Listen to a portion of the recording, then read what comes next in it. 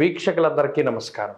April నెల 28వ తారీఖు లగాయతు మే నెల 4వ తారీఖు వరకు ఉండేటువంటి గ్రహగతుల ఆధారంగా ద్వాదశ రాశుల వారికి ఈ వారం ఏ విధమైనటువంటి శుభాశుభ ఫలితాలు కలగబోతూ ఉన్నాయో ఈ కార్యక్రమం ద్వారా తెలుసుకుందాం. అందులో భాగంగా ఈ వారం ఉండేటువంటి గ్రహగతులను గమనిద్దాం. ఈ వారంలో మేష రాశి యందు రవిగ్రహం శుక్రగ్రహాల తాలూకు సంచారం కనబడుతూ ఉన్నది. అలాగే వృషభ రాశి యందు గురుడు సంచారం చేస్తూ ఉండగా కన్యా రాశి యందు కేతువు, కుంభరాశి యందు శనేశ్వరుడు, మీనరాశి యందు కుజ, రాహు, బుధగ్రహాల యొక్క సంచారం ఉన్నది. ఈ వారంలో చంద్రుడు ధనస్సు, మకరం, కుంభరాశుల యందు సంచారం చేయబోతూ ఉన్నారు. ఇటువంటి పరిస్థితుల్లో ద్వాదశ రాశుల వారికి ఏ విధమైనటువంటి ఫలితాలు కలగబోతున్నా తెలుసుకుందాం. వృషభ రాశి వారికి ఈ వారం సాధారణమైనటువంటి గ్రహస్థితి గోచరిస్తూ ఉన్నది. జన్మగురుని యొక్క స్థితి, వ్యయస్థానమందు ఉన్నటువంటి శుక్రుడు, వ్యయస్థానమందు ఉన్నటువంటి రవిగ్రహం, ఈ మూడు గ్రహాలు కూడా కొంత ప్రతికూలమైనటువంటి ఫలితాలని ఈ వారం ఇస్తూ ఉన్నాయి. అయితే లాభస్థానంలో ఉన్నటువంటి కుజుడు, రాహువు, బుధ గ్రహాలు, అలాగే ఈ వారంలో ఉండేటువంటి చంద్రుడు వెరసి 4 గ్రహాల తాలూకు శుభ ఫలితాలు వృషభ రాశి వారికి రానున్నాయి. అందువల్ల ఈ వారంలో ప్రత్యేకించి కుజరాహువుల యొక్క బలం అధికంగా ఉన్న కారణం చేత మిగతా గ్రహాలు ప్రతికూలతలు ఉన్నా కూడా దాన్ని దాటగలుగుతారు. ప్రత్యేకించి శుభ కార్యక్రమాలకు సంబంధించినటువంటి విషయాలు చక్కగా ముందుకు సాగుతూ ఉంటాయి.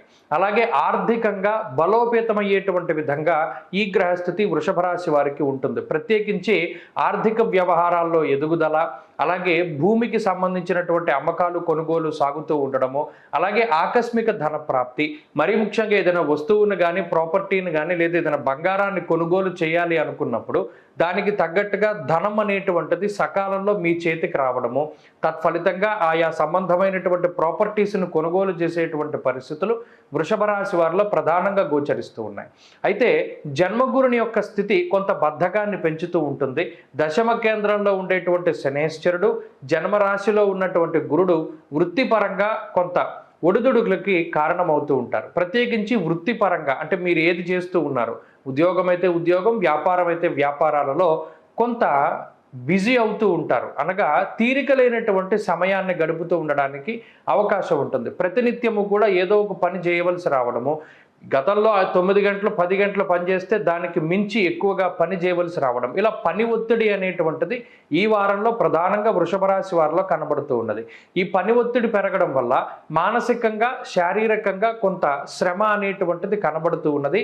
అది మాత్రమే ఈ వారంలో ప్రత్యేకంగా వృషభ రాశి వారికి ఎక్కువగా ఉంటుంది. మిగతా ఆర్థిక సంబంధమైన వ్యవహారాలు కానీ, శుభ కార్యక్రమాలు కానీ, కుటుంబ సంబంధమైనటువంటి వ్యవహారాలు కానీ ఇవన్నీ కూడా సానుకూలంగానే గోచరిస్తూ ఉన్నాయి. ప్రత్యేకించి కుటుంబ సభ్యులతోటి కొంత సమయాన్ని గడపలేకపోతారు. ఆ ఒక్క విషయం, అది కూడా పని ఒత్తిడి వల్లే కొంత గడపలేకపోయేటువంటి పరిస్థితులు కూడా గోచరిస్తూ ఉన్నాయి.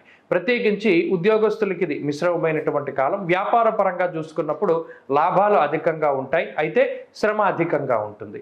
విద్యార్థులకి ఈ గ్రహస్థితి మిశ్రమమైనటువంటి ఫలితాన్ని ఇస్తుంది. ప్రత్యేకించి ఏకాగ్రత లోపానికి అవకాశం ఉంటుంది. అలాగే అతి విశ్వాసానికి కారణమవుతుంది, అనగా ఓవర్ కాన్ఫిడెన్స్ ద్వారా వచ్చేటువంటి సమస్యలు.